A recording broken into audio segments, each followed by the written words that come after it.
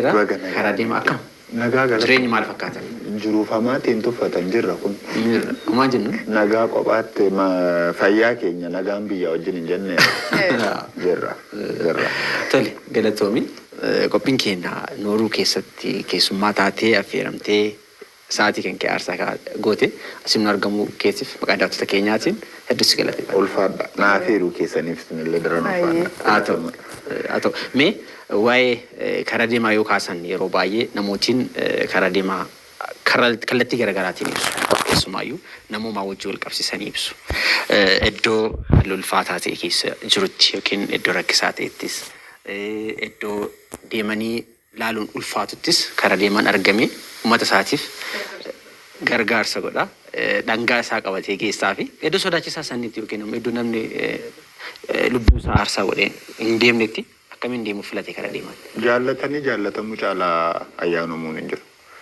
Lapheen lama hin jiru. Inni jiru immoo hin dulloomu yoo si wajjin du'e malee taate. Oromiyaa keessa naaf bakka sodaachisaan hin jirtu. Sababni isaa akaakoliin keenya abbaa haadha keenyaa ta'u abbaa abbaa keenyaa ta'u maqaa maatiin sitti moggaase ergati guddatte yoo ittiin si waame malee si waama. Afaan isaanii irraa maqaa isaan si jaallatantu akka isaan si jaallatanitti siidhu. Abbaa caalaa moo akaakaan nama jaallata. Maqaan sun kan si dhufu yerooti hamaaf gaarii adda baafattee beektuu miti. Yeroo isaan waa'ee kee beekan sanatti maqaa ofii fedhan sitti waama sitti baasan. Gaafa guddachaa deemtu akaakayyuun kee akkasiin jedhee si waama tureemii jedhu yoo lubbuun hin jiru ta'e. Yoo jira ta'e garuu maquma sanaan si waama. Gaafa sitti moggaasu inni laphee jaalalaa irraa si moggaasu. Kanaafiyyuu karaan dadhabsiisaadha jedhee namni tilmaamu qe'ee warra tola nu jaallatee waan ta'eef utuu nuti hin jaallatin warra tola nu jaallate. So qeenatti ulfaate miti siin jechuuf jedheeta. Baay'ee namatti tola. Keessumaayyuu yeroo tokko argeen ture dubbii ati miidiyaa tokko wajjin taasiste irratti iddoo san deemuun deeggarsa kana gochuun tola ooltummaadhaa miti jettanii yeroo isin ofirraa difeensi gootan argee jira. Akka tola ooltummaatti hin ibsinaa deeggarsa hawaasa kootiif taasisu akka tola ooltummaatti hin kaasinaa jettaniitti dubbattan. Tola ooltummaa sun taane kennaadha nuti waan isaan dura qaban san akka isaan keessaa baanii isaan saniif isaan godhaa jirraadha kaa jettee ibsite. Isa san akkamiin ibsite? Namni gaarii qaawwa maatii isaatii ormi akka argu hin barbaadu. Yoo ilma gaarii taate, yoo intala gaarii taate, qaawwi qe'ee keessaniidha. Hormalleedhi hiriyyaan ati wajjin maaddii takka irraa nyaattu arge kan qubatti qabu hin barbaadu. Namni namaan gaa nama gaariidhaan jedhamaa mire. Namni ilaalcha gaarii isaaf qabdu yoo kan maatii isaatii ta'e. Kan maatii kee immoo maatii koo nan gargaarettee ni mattu. Nuyi Oromoodha. Oromummaatti kana lagaan hiranii yookaan namaan hiranii yookaan boocee namni kireetiivitii mataa isaatiin nuu laatee hin jiru. Wajjinuma dhalanni wajjinuma dhufu. Qe'een nuti dhannu immoo qe'ee keenya. So qe'ee kana hin gargaare jedhanii himachuun of abaaru. Abbaan dur dhalan lakkaa'u bara. Yoo sagal ta'anii salgaluun isaanii tokko ita. Maqaa isaanii sitti mamaleetta. So qe'ee sana hamma irraatti gaafa namni gargaarsa gaafa isaan jedhanii maal kiyyaatiin eessa kiyyaatiin uummata kana gargaaruu danda'an. Keessumaa immoo namni akka kiyya baran nama siree irratti galee siree irraa ka'uu hin dandeenye abbaa kiyyaaf haadha kiyyatu na kaase siree sanarra. Abbaan kiyyaaf haati kiyya immoo san jilbasaa keessaa ba'eef ishee miidhattee na deesse sanaa miti. Warra har'a ittiin gaaffii kana na gaafatanidha. Kanaaf hin siin jedha. Kanaaf gargaarsa lee. Buna illee jidduudhaan. Ulfaadha. Dubbiidhaan afaadha. Namnu walqixaa yommuu dhalatu maaltu tilmaama waan si mudatu. Haadha dhabe meeqatu rakkata gaadoon jiraachuu maaltu filata. Namnu walqixaa yommuu dhalatu maaltu tilmaama waan si mudatu. Haadha dhabe meeqatu rakkata gaadoon jiraachuu maaltu filata. uumaa qofa kan hin beekne shiraa namuuf hin qoodne rakkoof gidiraa. Mee namni baraadhaa qabu akkamiin kan dhabeef garaan hin na'u. Maatii malee namuu dhalanne jaallate eenyumtuu rakkoon filanne.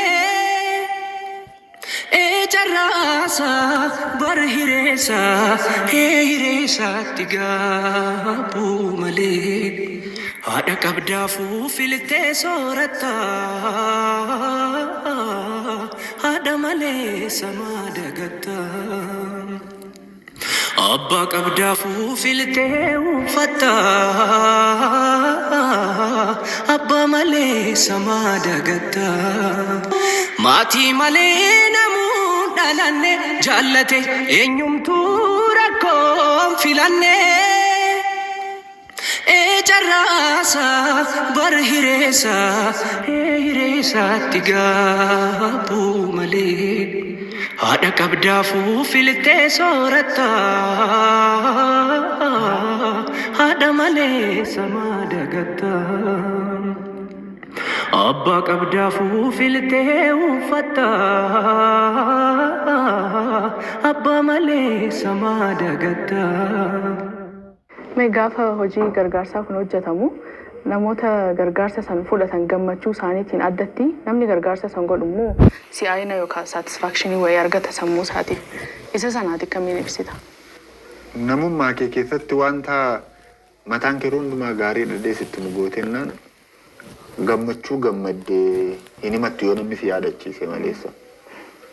Baroon kanatiin jedhu anaan wantoota deemsa keessatti wantoonni na mudatanii wantoota ergan keessaa beetu tureeti yaadadhee gammaduudha malee wantoota battala sanarratti gammadu miti.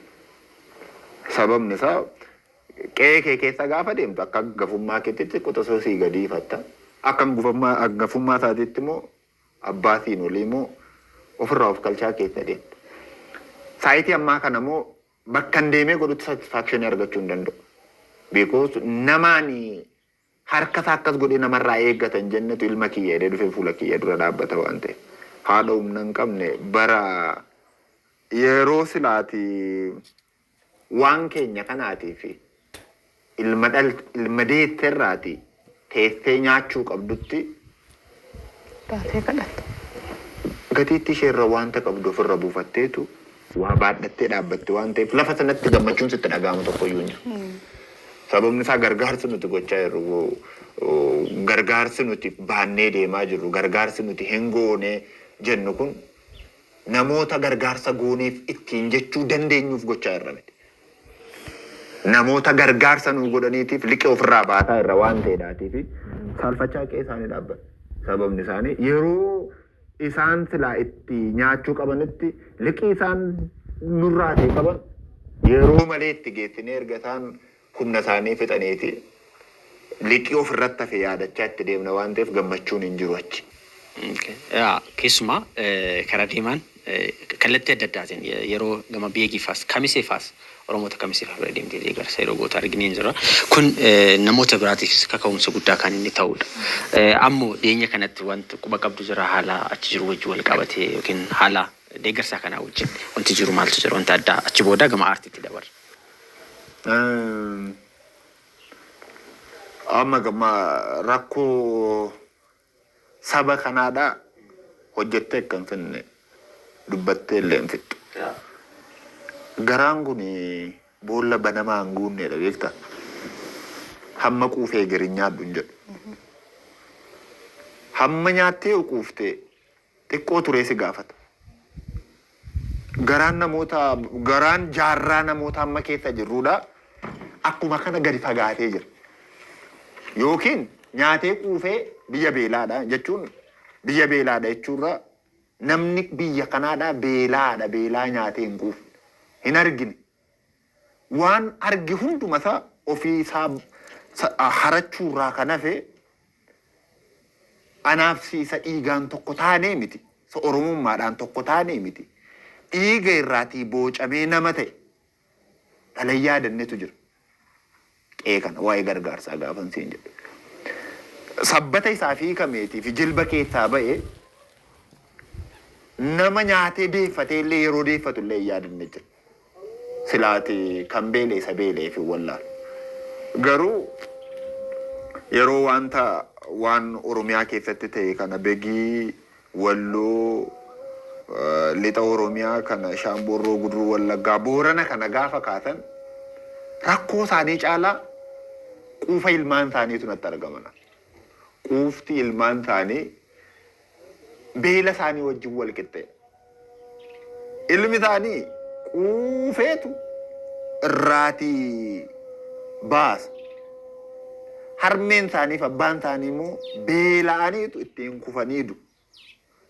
Waa'ee haala wanta gargaarsa jedhamu kana gaafa akkamittiin jira gaafa jettu Walloon jiru. Maal isaati humni isaa dhume. Amma Oromiyaa guutuu keessa jiran kana Boorana Baarentuu Maccasee Koman hunda isaanii maqaa dhuftu kana keessaati Walloon qixxee naman ilaaluun qabu. Sababa Oromoof Oromiyaadhaati waan argachuu qaban lakkaamee waan hin dhumne dhaban. Ilmaan isaan keessaadhaa dubbatanii illee saba biyya tiksaniif kana biratti fudhataman argan. Ammootu yeroo tokko waan irratti wal dhabne irratti walii gallee dhumayyootu gargar gallee gaari. Isuma waliin galle irrattu haasofni anaafati walii galuu hin dandeenyu. Kanamoo maaltu fidere kunumoo maal fidere rakkoo kana fide rakkoo dhabuu abbootii keenyaa fide. Dadhabuu abbootii keenyaa fide. So gargaarsa kanaatti gaafantiin jedhu uummata kana kan barbaachisu hormaa miti. Anaaf sirra moo kan jilba isaanii keessaa ba'e namni balbala gosaarraa nama dhabeen jiru. Namni araddaarraa namni onarraa nama dhabeen jiru. Garuu garaan guutee nyaata wanta Oromiyaa kun utuuti guyyaa tokko nyaatte kan guyyaa tokko iyyuu jireenya kee guutuu sigaa waggaa 50 nyaate kan hin quufne simooni jira. Kanaaf gargaarsa Oromiyaa keessa jiru kunii fi haalli uummanni kun itti jiru maal fakkaata isa jedhamee kanaatii fi keenya rabbaa beeku waaqni nuti nuufaa beeku garuu uummaticha akkuma qaawwa isaati argite sanatti akkuma inni jiru sitti ulfaadha. Tole galatoomii karaa deeman keessumaayyuu aartii keessattis nama beekamudha. Garuu waan tokko gaafachuu barbaada. Fuula dura kanatti kitaaba tokko qabatee dhufee jira. Kitaaba kana qabee dhufee jira. Dhugaa keenya kan inni jedhu osoo gara kitaaba kanatti seenee waa'ee kitaaba kanaan dubbatini keessumaayyuu deeggarsa irratti illee saffisaan hirmaata. Barreessuudhaanis fiilmiidhaanis jira. Wal faana akkamiin adeemsisuun danda'ame kan jedhu gaafachuun barbaadamaa fi yeroon isaa yeroo baay'ee uummata deeggarta ni mul'ata. Akkamitti kitaaba kanaa fi fiilmii fuuldura keenyaa jirus akkamitti wal faana. Aanolli aartii fi isa itti nama jettan kan oolchina oofsisuu iyyuu hin dandeenye. Maafi.